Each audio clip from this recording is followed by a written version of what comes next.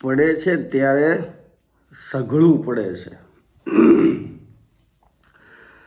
નિવૃત્ત આઈપીએસ અધિકારી રમેશ સવાણી સાહેબની કલમે લખાયેલ પોસ્ટ, ફેસબુક પોસ્ટમાંથી.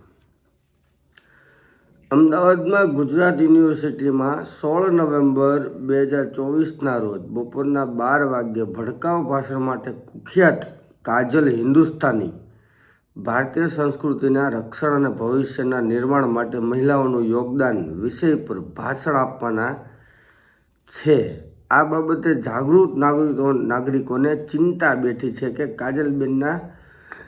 કાજલબેન તેમના પૂર્વ ઇતિહાસની જેમ નફરત ધૃણા તો નહીં ફેલાવે ને. એટલે જયપ્રકાશ નારાયણ અને ન્યાયમૂર્તિ VM તારકુંડે સ્થાપિત PUCL People's Union for Civil Liberties New દિલ્હીના ગુજરાત યુનિટના ગોવિંદ પરમાર, પ્રસાદ ચાકો, ગોવા રાઠોડ અને રાઘવન રંગરાજન દ્વારા 15 નવેમ્બર 2024ના રોજ અમદાવાદ સિટીના પોલીસ કમિશનર GS મલિકને ઉદ્દેશીને પત્ર લખેલ છે અને પત્રની નકલ જરૂરી કાર્યવાહી માટે ગુજરાતના પોલીસ વડા વિકાસ સહાયને આપવામાં આવેલ છે. લખ્યું છે, અમારા ધ્યાનમાં આવ્યું છે કે સુશ્રી કાજલ હિન્દુસ્તાની ઉર્ફે કાજલ સિંગાળાને ગુજરાત યુનિવર્સિટી અમદાવાદમાં જાહેર કાર્યક્રમ માટે આમંત્રણ આપવામાં આવ્યું છે. તેનું પોસ્ટર આ આમંત્રણમાં આપવામાં આવ્યું છે. તેનું પોસ્ટર આ સાથે છે. 30 માર્ચ 2023ના રોજ રામનવમીના અવસર પર વિશ્વ હિન્દુ પરિષદ દ્વારા આયોજિત એક કાર્યક્રમમાં તેણે આપેલા ભાષણના બાબતે તેમની વિરુદ્ધ FIR દાખલ થઈ છે અને તે જામીન પર છે. એપ્રિલ 2023ના રોજ ઉનામાં ભાષણને કારણે કોમી અથડામણ થઈ હતી અને તેની સામે IPC કલમ 153-295A હેઠળ ફરી FIR દાખલ થઈ હતી. તેને એરેસ્ટ કરવામાં આવેલ તે કેસમાં તેઓ જામીન પર છે. આ FIR રદ કરાવવા માટે તેઓ ગુજરાત હાઈકોર્ટમાં ગયા હતા પણ પોતાની અરજી પાછી ખેંચી લીધી હતી કારણ કે બેન્ચ FIR રદ કરવા ઈચ્છતી ન હતી. તેના બદલે પોલીસ તેની તપાસ પૂર્ણ કરે તેવું ઈચ્છતી હતી. કોણ? હાઈકોર્ટ. કે તમારા કેસ, તમારી ઉપર જે ભડકાઉ ભાષણની જે ફરિયાદ થયેલ છે એ બાબતે પોલીસ તપાસ કરી અને કેસ આગળ ચલાવે, આવું હાઈકોર્ટનું પણ કહેવું હતું. તેણીએ મહારાષ્ટ્રના નાંદેડમાં 4 મે 2024ના રોજ દ્વેષપૂર્ણ ભાષણ આપેલ, તેથી તેની સામે FIR દાખલ થઈ હતી જ્યાં તેણે લઘુમતીઓ સામે અત્યંત ઉશ્કેરણીજનક ભાષાનો ઉપયોગ કર્યો હતો. આ ભાષણ બાદ Citizens for Justice and Peace દ્વારા તેની સામે ફરિયાદ દાખલ કરવામાં આવી હતી. રિપોર્ટની લિંક અને તેની સામેની ફરિયાદ તમારા સંદર્ભ માટે જોડાયેલ છે. આ ઇતિહાસને જોતા તેણીએ અગાઉ સર્જેલા વિવાદને ધ્યાનમાં લેતા અમે સનિષ્ઠ નાગરિક તરીકે નાગરિકોની સલામતી અને અમદાવાદમાં કાયદો અને વ્યવસ્થાની સ્થિતિને ધ્યાનમાં રાખીને તેઓ કેવા પ્રકારનું ભાષણ આપશે તેની આશંકા છે. પોલીસ દળને અત્યંત સાવચેત રાખવા, તેના આખા ભાષણનો વિડીયો રેકોર્ડ કરવા અને જો તેઓ ભાષણ દરમિયાન કોઈ પણ દ્વેષપૂર્ણ ઉચ્ચારણ કરે તો તેને રોકવા માટે દરમિયાનગીરી કરવા માટે નિર્દેશ આપવા વિનંતી કરીએ છીએ. આવું કોને કહે છે? પોલીસને કહે છે. Ashwini Kumar Upadhyay, v union of India, writ petition civil number 943/221માં સુપ્રીમ કોર્ટે નિર્દેશ આપેલ છે કે IPCની કલમ 153, 153B, 295A અને 505 હેઠળ ગુનો બને તેવા નફરતી ભાષણ થાય તો કોઈ ફરિયાદી કરે કે ન કરે પણ પોલીસે જાતે ફરિયાદી બની કાર્યવાહી કરવી, આવો ચુકાદો સુપ્રીમ કોર્ટે આપેલ છે. આ નિર્દેશનો ભંગ એ સુપ્રીમ કોર્ટના તિરસ્કાર બરોબર છે. અમે વધુમાં સ્પષ્ટ કરીએ છીએ કે ભાષણ કરનાર અથવા આ પ્રકારનું કૃત્ય કરનાર વ્યક્તિ સામે બંધારણના આમુખમાં દર્શાવેલ મૂલ્યોની જાળવણી માટે કાર્યવાહી કરવામાં આવે. પોલીસે સતર્ક રહેવાની જરૂર છે અને દ્વેષપૂર્ણ ભાષણો વિતરિત થયાની સંભાવના છે. આ કાર્યક્રમ આવતીકાલે છે.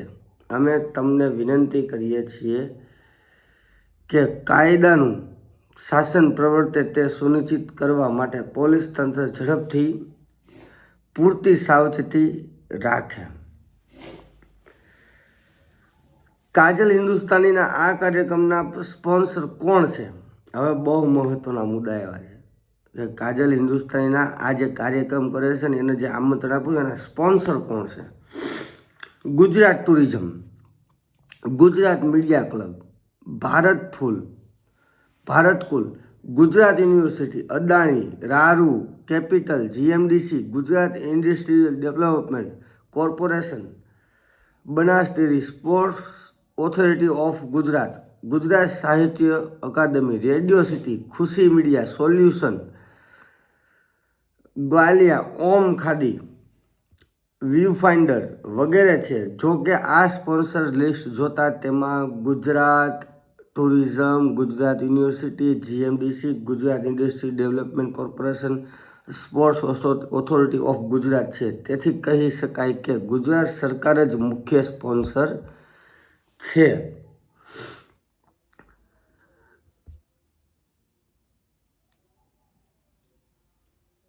તેમ છતાં ગુજરાત સરકારનો આભાર માનવો પડે કે આસારામની સંસ્થાને આમાં સામેલ કરેલ નથી. અદાણી વગેરે મૂડીવાદી નફરતી કાર્યક્રમને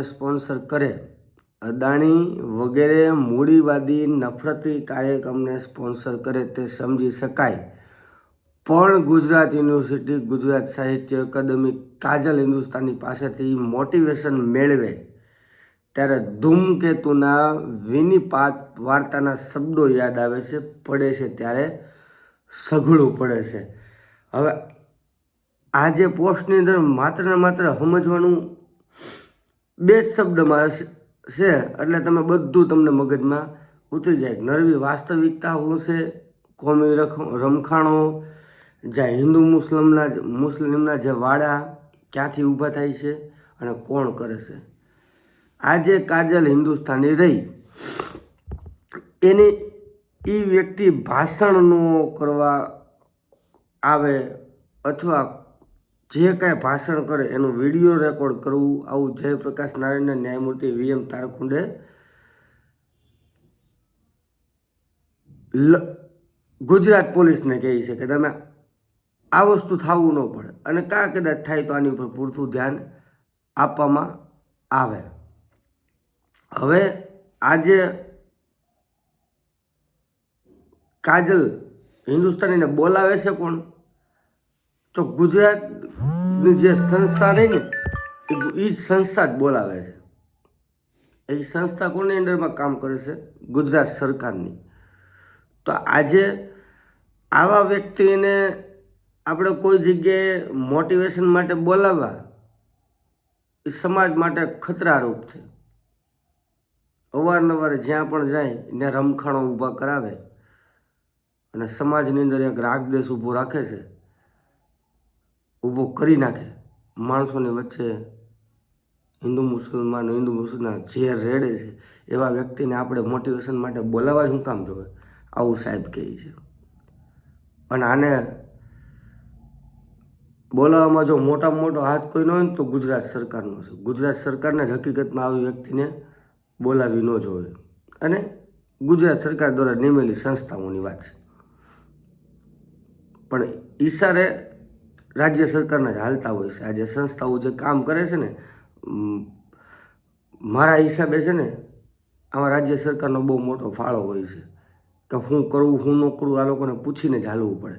બાકી સંસ્થાઓને કોઈ ડોનેશન ન મળે, ગ્રાન્ટો ન મળે, બધું બંધ થઈ જાય. એટલે ખાસ કરીને લોકોને ધ્યાનમાં રાખવાનું છે કે આવા નફરતી જે ભાષણો આપવાવાળા છે અને સમાજની અંદર નફરત ઊભું કરવાવાળી સરકાર છે ને ખાસ ધ્યાનમાં રાખવા જેવી છે.